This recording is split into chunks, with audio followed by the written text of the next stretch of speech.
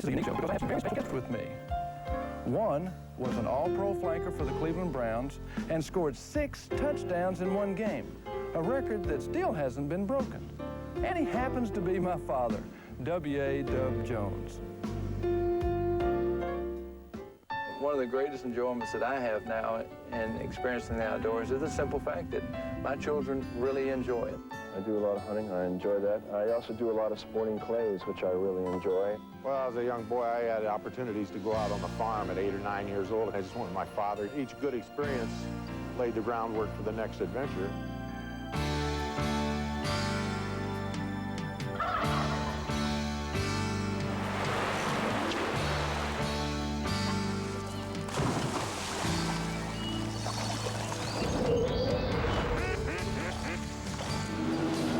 To the top, there he is. Whoa.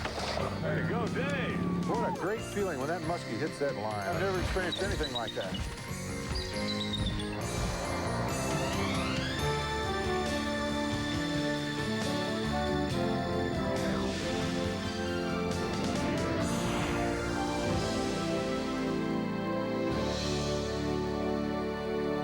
Hello, I'm Bert Jones, and welcome to Suzuki's Great Outdoors. Well, Dad, do you think you could still score 6 touchdowns in one game now? Well, I'm afraid not, Bert. The game's a little bigger and a little faster, but it's still the same game. It's still a run and hit game, and we had a part of that. Well, you know what hasn't changed is we still enjoy getting out in the outdoors. You used to take me hunting when I was young, and now I'm bringing my son, Tram Jones. Tram, we're going to go out and try a little duck hunting and see how things go. So this will be a 3-generation duck hunt. You know, Dad, earlier we had an opportunity to go out and check out the waterfowl in the area.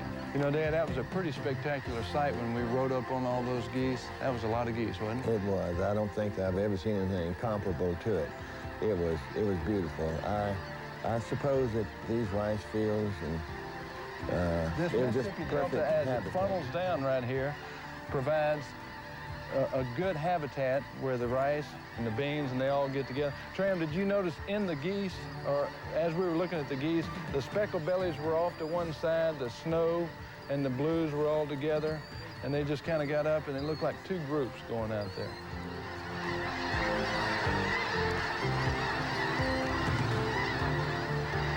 Tram, I've always stressed hunter safety, and my father always stressed hunter safety to me, but I have a friend down in Baton Rouge, Keith Lacaz with the Louisiana Department of Wildlife and Fisheries Enforcement Division, that's going to give us a safety tip.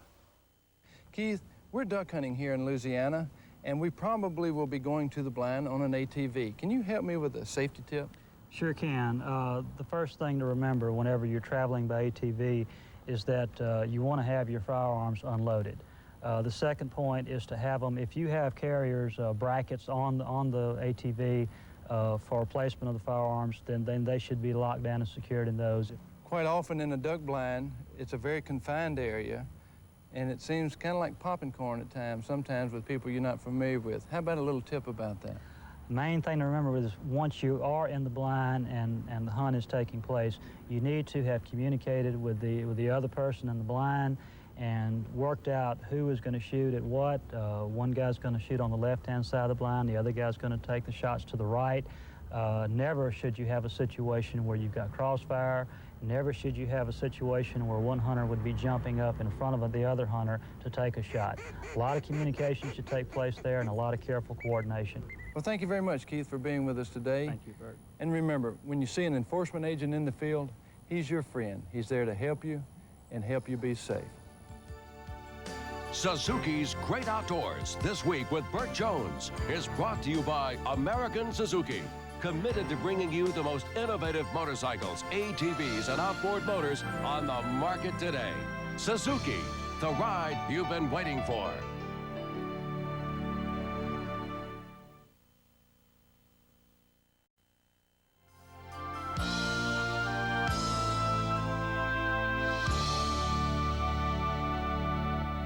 Welcome back. We're in Marouge, Louisiana. I have my father and my son with me, and my host today is a longtime hunting partner of mine, Mr. Warren White. We're in Marouge, but tell the people exactly where Marouge is.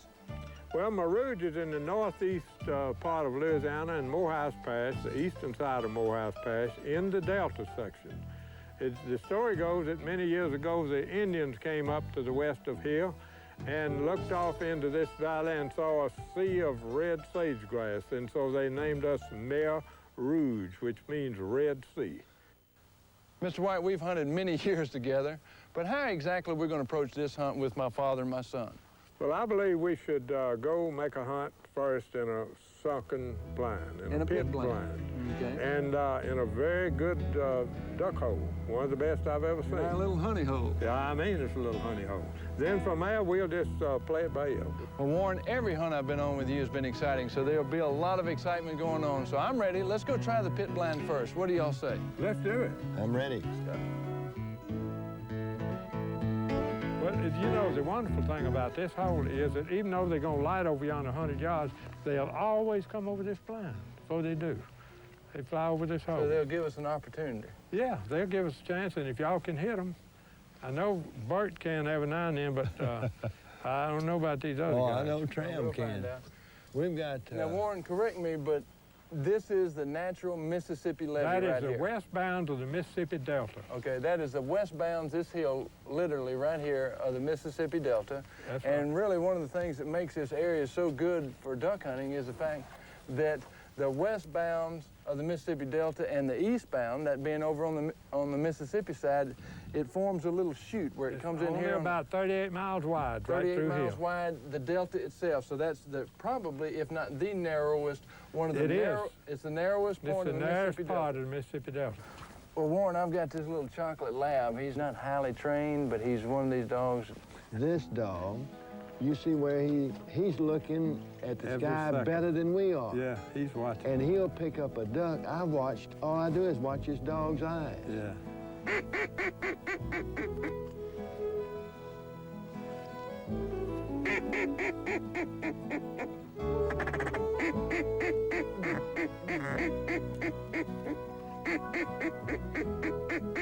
Kill him, Bert. I waited too long. No, come here, Rock, come here. You got to shoot them before they stop. Come here.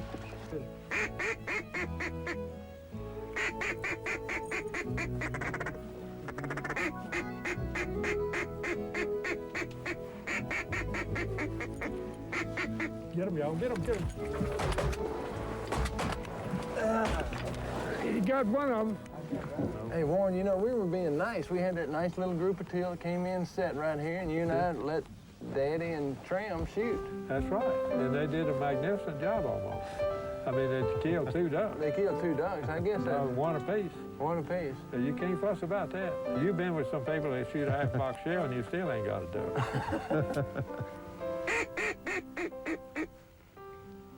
One more time. You got him, Warren. You got him.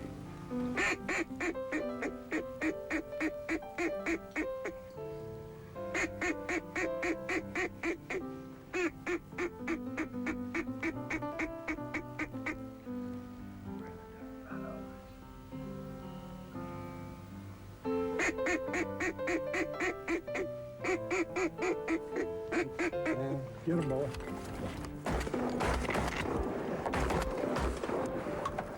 It's just a miracle that all of us shot at the there same they were. duck. I said they were coming and they came right there. Did you shoot? I shot at this one, nothing else failed. That's the only one I shot at. You shot at this one? Yeah, I swear I did. Tram, which one did you shoot at? The lead one and then the second one? And Daddy, which one did you shoot at? I shot at this duck here. You know, they all think they got that duck, but I got that duck. I shoot much better in a crowd anyway.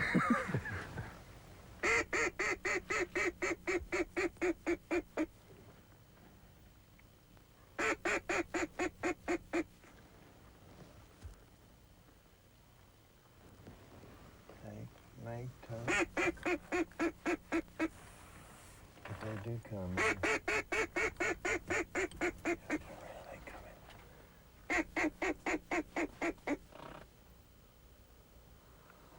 Let's go.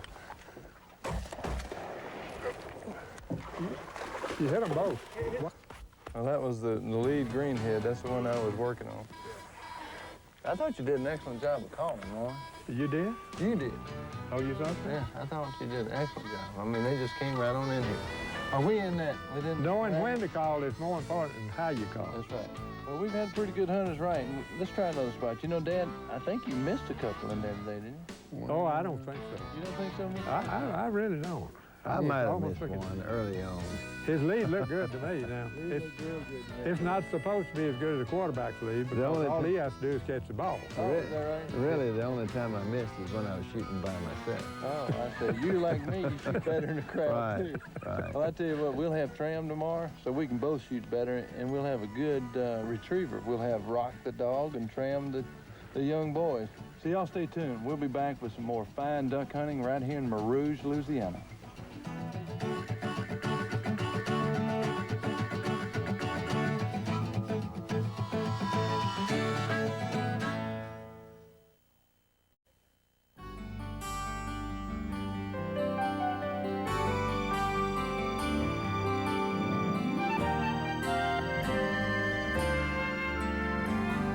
Welcome back to Suzuki's Great Outdoors. I'm Bert Jones, and I'm right in Rouge, Louisiana. And my guest today is W.A. Dub Jones, who happens to be my father, and my son also, Tram Jones. We're hunting ducks. I know you taught me how to go hunting, and now we're in a 3-generation duck hunt. That's not bad, Tram. I mean, the only thing is you've migrated more to a bow and arrow now than anything else. Matter of fact, the other day, you had your bow and arrow out, right? And, Papa, you wanted to try to shoot it? Tell me about that. Tram was practicing with his bow and arrow, and I walked up, and I remembered shooting a bow and arrow a number of years ago, and I said, Tram, would you let me try that bow and arrow? He said, yeah. He handed me the bow and arrow, and I got hold of it, tried to pull it back, and I couldn't pull the bow back. I had a friend tell me that I should use a certain technique of start the pull back with the bow pointed upward. So I rushed back over the next day and saw Tram, and I said, Tram, can I try one more time on that bow? And sure enough, I did pull it back. I felt great, boy, after pulling that bow back, and I just made one mistake. I asked him, could I try shooting an arrow? And I borrowed an arrow and tried again, and I was stymied again. I couldn't pull it back. So it's a very humbling experience, I want to tell you. Well, it's this high technology in bow and arrows. When you and I first started shooting bow and arrows, or when we were shooting recurves, now they're shooting compounds. But you know one thing, Warren? The duck hunting hasn't changed that much, has it? It really hasn't, except how you get there from the gravel road out in the field. You know, you taught me a long time ago that the way to have a good duck hunt is abide by the 90% rule. And that 90% means that you want to be where the ducks want to be. Isn't that right? If you're not there, you're not going to call them. So I tell you what, let's go back and see if we can get right in the middle of that 90% rule and see if we can find the duck. That's what we're going to do. Let's go. All right, I'm ready. Y'all ready? Yeah. Let's go for it. Well, Mr. White, this is what we used to do when we started hunting these ducks over here right outside of Rouge, isn't it? This is called gut hunting. We got Tram, the young boy, to go out and put out the decoys. You and Daddy worked on the blind. We got a nice little temporary blind here.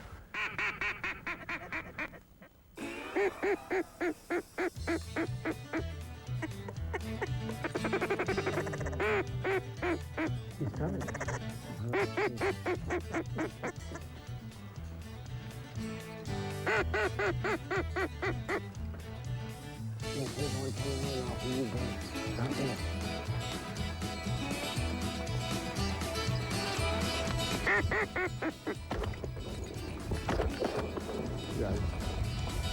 Good shot. The first shot, who shot the first shot? I did. Well, you missed it. Who shot the second shot? I did. Well, you hit him. I And who tried. shot the third shot? Tram. You killed him. That's exactly what happened. You got it. Look here, there's about 1,000 ducks down here. Look, Lord of mercy, look how Y'all the get swarms ready. of them. Where?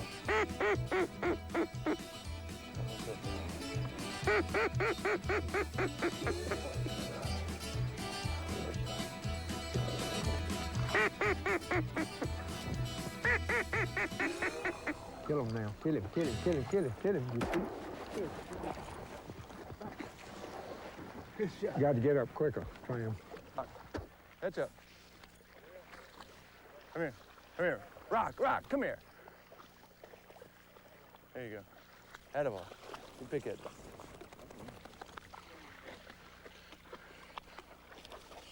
Nice green wing teal. See the green wing right there? Teal hunting is some of the finest shooting there is.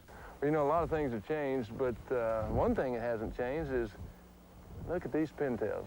But it's the fact that you still hold an NFL record. A lot of people don't know this, but you hold an NFL record for scoring the most touchdowns in one game, and that's 6 touchdowns.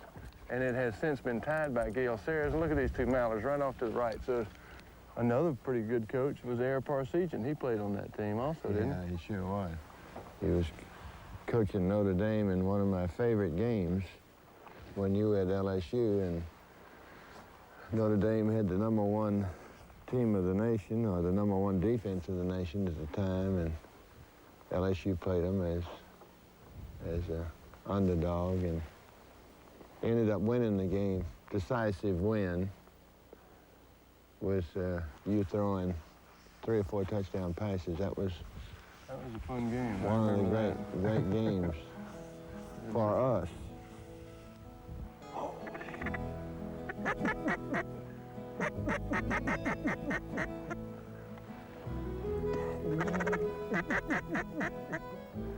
They can come back around and land this time, right on. Right here, right, come right around.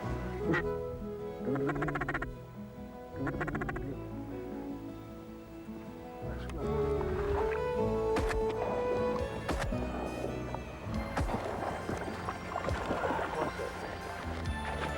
Come on, right? You folks stay tuned, because we'll be back with some more great duck hunting in Louisiana. Let's go, Ryan.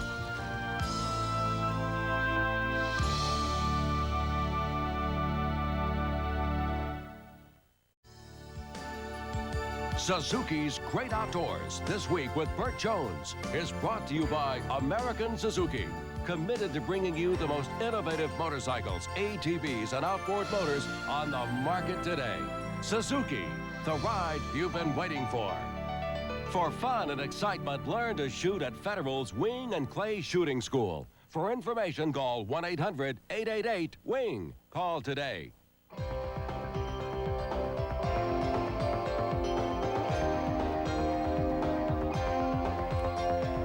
Waterfowl hunting in America is a time-honored tradition, but getting your limit these days requires good shooting skills and real hunting savvy.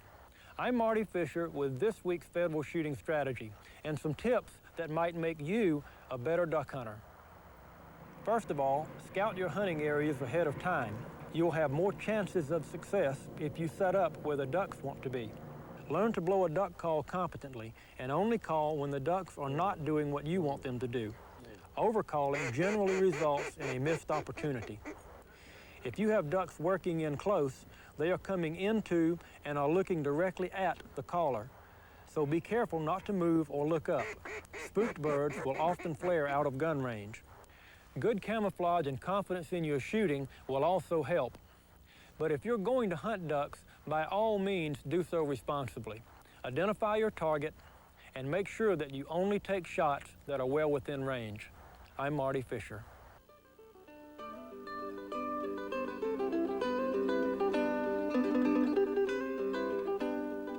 Well, Mr. White, we had a pretty good 2-day hunt, didn't we? I was delighted to have y'all, and I would say you did have a pretty good 2-day hunt.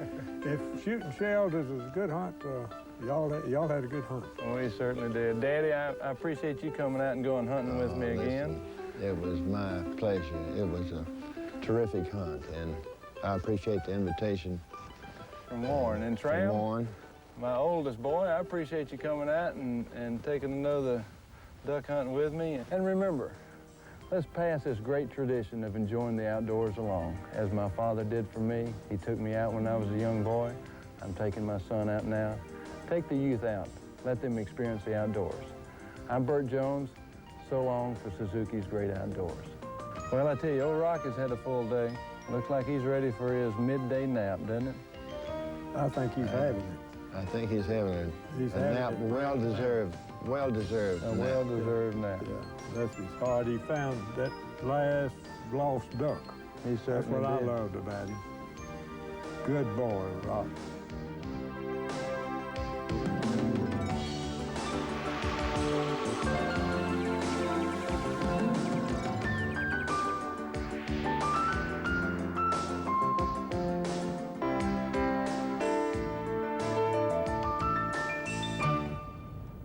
Well, that's all the time we have today for ESPN Outdoors. Thanks for joining us here on the Mississippi River here at La Crosse, Wisconsin. Don't forget, computer folks, keep in touch with us via ESPN Net Sports Zone. That's on the internet. Also, Craig O'Neill and ESPN2 Outdoors. That's tomorrow morning over on ESPN2. NASCAR Today coming up next. We'll see you next time. Till then, take care.